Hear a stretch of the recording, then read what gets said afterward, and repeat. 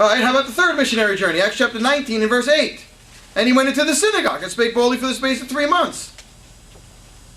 And if we were to go there, but we're not going to, in Acts chapter 28, the Bible tells us that Paul is under house arrest in Rome. He is shackled to a Roman soldier, basically. Can't get to the synagogue that way, can he? That's a little tougher. So you know what Acts chapter 28 tells us? And I'm paraphrasing here, of course, but Paul asks the people that are holding him captive to please go and get the Jews and bring them to him because he needs to share the gospel with the Jews. And they do, and he does. And many get saved. So even up till the very end, right before he's ready to die, he's got on his mind the need to get the gospel to Israel. Is he living out by deeds his policy by which he gave us in writing? Oh yeah. Does he believe that the gospel needs to get to the Jews in Ephesus? He absolutely believes that. Let's go back to Philippi in Acts chapter 16. I'll just show you something that you may not know. Now remember, this is toward the beginning of the second missionary journey, but I want to make a point here because Philippi gives us an excellent opportunity to make a specific point. Therefore, loosing from Troas, we came with a straight... I'm in verse 11, I'm sorry.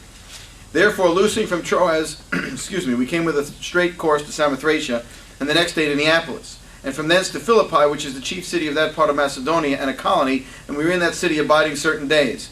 And on the Sabbath we went out of the city by a riverside, where prayer was wont to be made, and we sat down and spake to the women which resorted thither, and then it tells us about how he met Lydia. All right. What's missing in Philippi? Synagogue. Does that mean it was that Paul didn't go to the synagogue there and Paul didn't look for Jews with an emphasis? That can't mean that because we have Acts chapter 17 verse 2 telling us what his manner was. We also have all these other cities seeing what he did, and Paul did the same thing everywhere. So there must be a reason why Philippi doesn't mention a synagogue. Here's the reason. For a variety of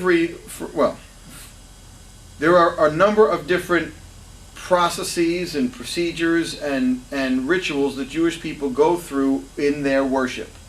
And some of them are man-made traditions, which doesn't necessarily mean that they're bad.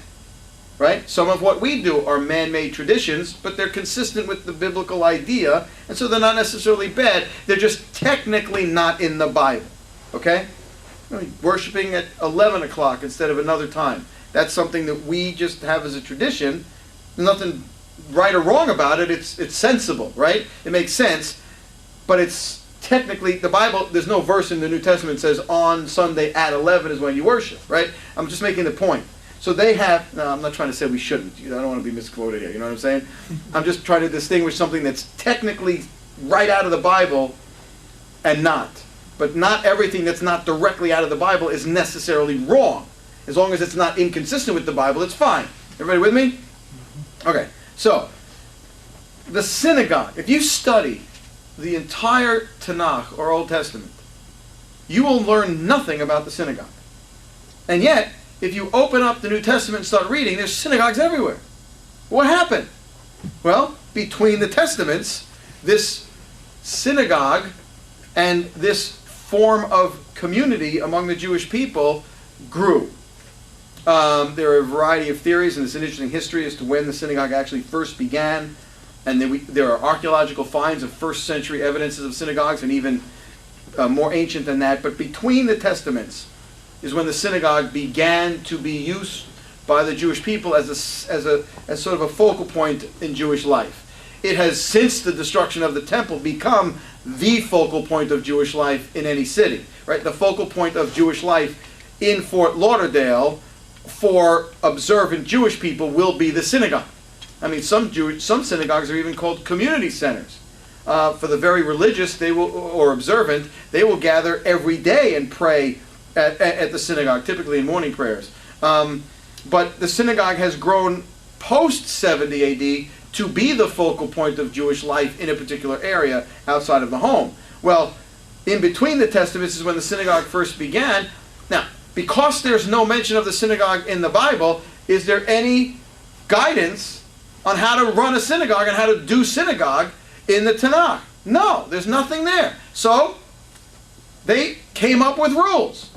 Some of them practical, some of them trying to follow things that went on in the temple, and for a variety of reasons. Well, the functioning of a synagogue is similar to other aspects of Jewish culture in that they have certain rules and regulations that they've imposed upon themselves. One of them is, this is all background, but one of those regulations is, in order to have a synagogue, and other things, there's a number of other things that fall into this category, but in order to have a synagogue, you have to have 10 men. 10 Jewish men make up something called a minyan, and you have to have a minyan to have a synagogue. You need other things as well, but a synagogue has to have a minyan. And there are other things in Jewish worship, as I said, that also require a minyan. So what if you don't have a minyan?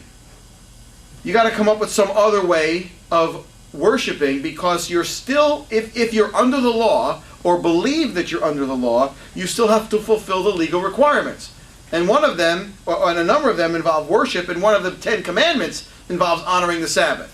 So somehow, some way, you have to worship even if you're not able to worship the way you'd like.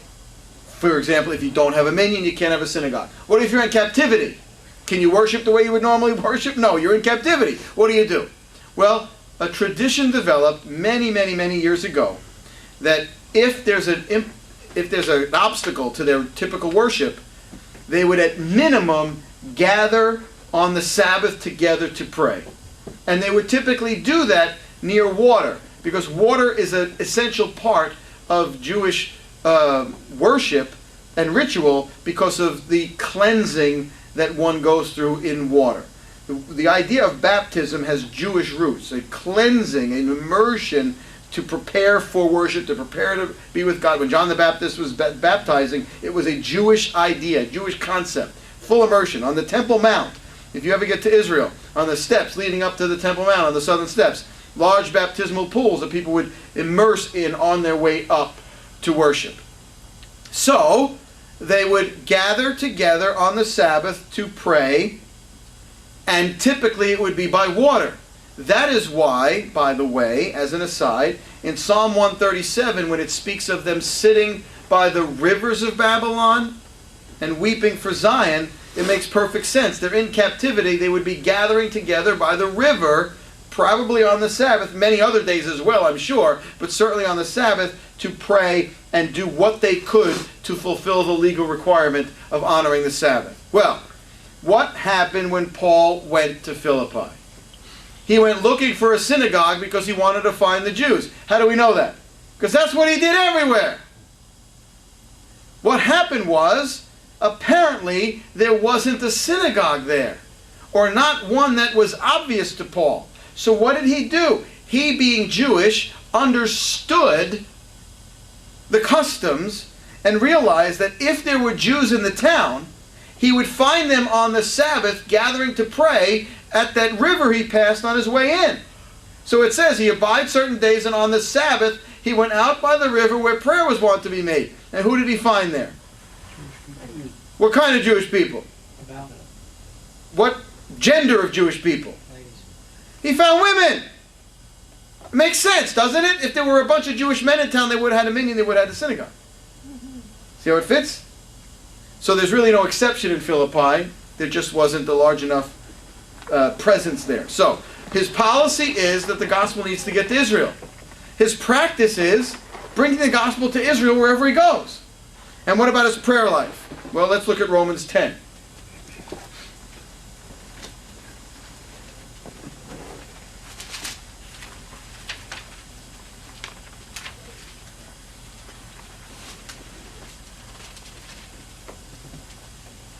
Romans chapter 10. Now again, we're back in the book of Romans, so we're near the end of his life and ministry. He's the apostle to the Gentiles. He knows the Jews don't like him very much, and yet now at the end of his life and ministry, he's writing, "Brethren, my heart's desire and prayer to God for Israel so they might be saved." So his prayer life even has an emphasis on the salvation of Israel. Policy, the gospel's got to get to Israel. Practice, gospel's got to get to Israel. Prayer life, that Israel be saved. You getting it? Now this is the apostle to the Gentiles. What is going on here? How does Paul, the greatest missionary